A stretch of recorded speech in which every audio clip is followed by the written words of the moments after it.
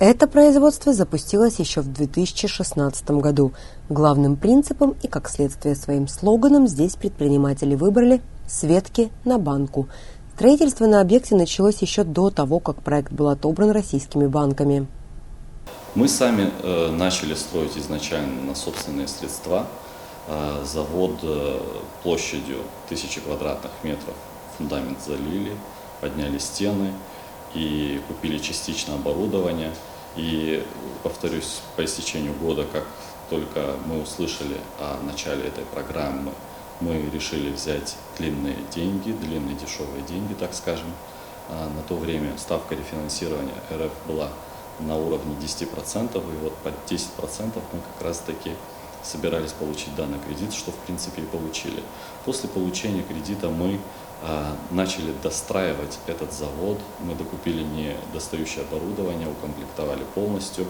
И если говорить по срокам, мы подписали договор займа в конце 2015 года, в декабре месяце, 29 декабря, перед Новым годом.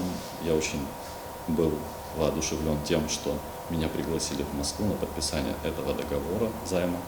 Мы подписали, и в апреле последующего года, в 2016 году, мы уже получили первый транш. Займ получили 2 траншами. На эти деньги абхазские сады отстроили здание завода, закупили оборудование, разработали технологию производства. Запуск позволил сразу перейти к сотрудничеству с крупными российскими торговыми сетями, в том числе федеральными. С тех пор, по сегодняшний день, мы работаем с нашим эксклюзивным дистрибьютором. Помимо Mistral Trading мы не вправе продавать кому-либо еще нашу продукцию, потому что это все на эксклюзиве.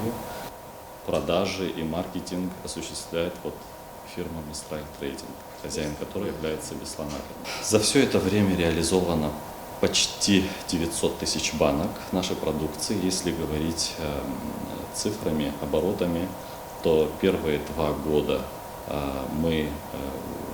наш товарооборот с нашим дистрибьютором составил порядка 20 миллионов, то есть по 20 миллионов каждый год. И была динамика прироста, но из-за пандемии, которая началась в прошлом году, в начале прошлого года, наши продажи сократились в 3 раза. Для осуществления проекта абхазским садам было необходимо 58 миллионов. Именно столько и выделил российский банк. К выплате процентов предприниматели перешли сразу, без льготного периода.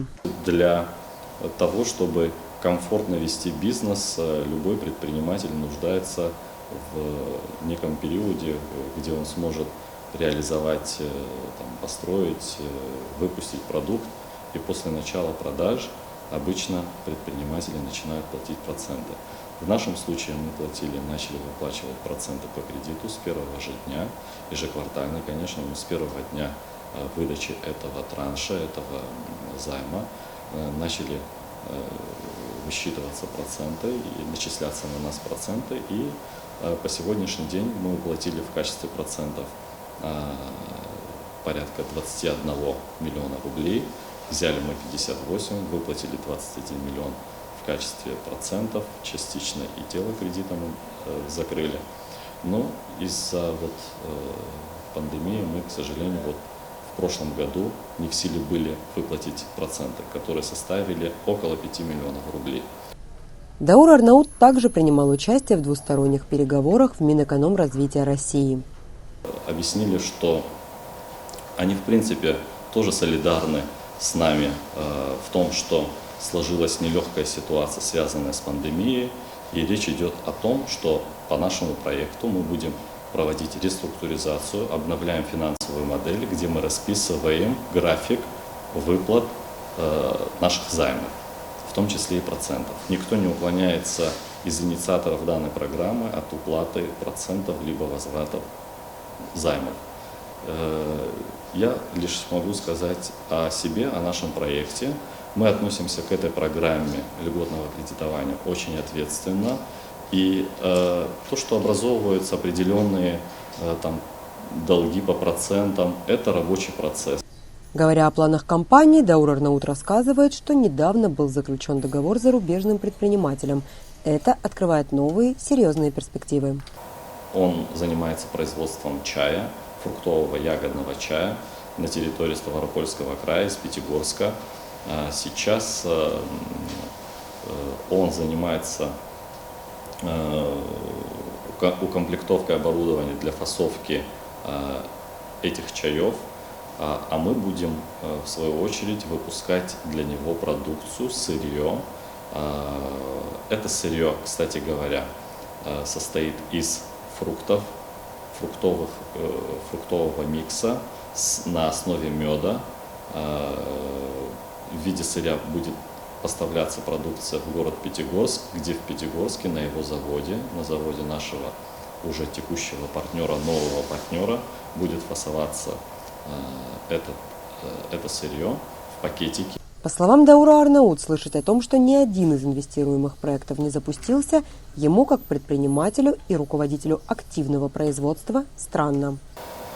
Если говорить о нашем проекте, я могу с уверенностью заявить о том, что наш проект функционирует, и то, что пишут о том, что ни один проект не функционирует, это, мягко говоря, меня очень удивляет, потому что если говорить о нашем заводе «Абхазские сады», мы функционируем уже с 2016 года, и производимая наша продукция не только на абхазских прилавках представлена, но еще в крупных торговых сетях, таких как «Магнит», Metro Cash & Carry, Ашан, X5 Retail Group, Перекресток, можно перечислять.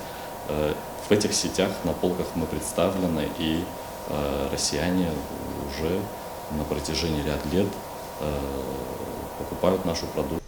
Производство продукции предполагает использование исключительно свежих экологически чистых фруктов, выращиваемых в садах фирмы или абхазскими садоводами. Коллектив производства 21 человек. Тимур Тараба работает здесь уже 5 лет с момента запуска. Пришел сразу после АГУ. По профессии молодой человек – технолог.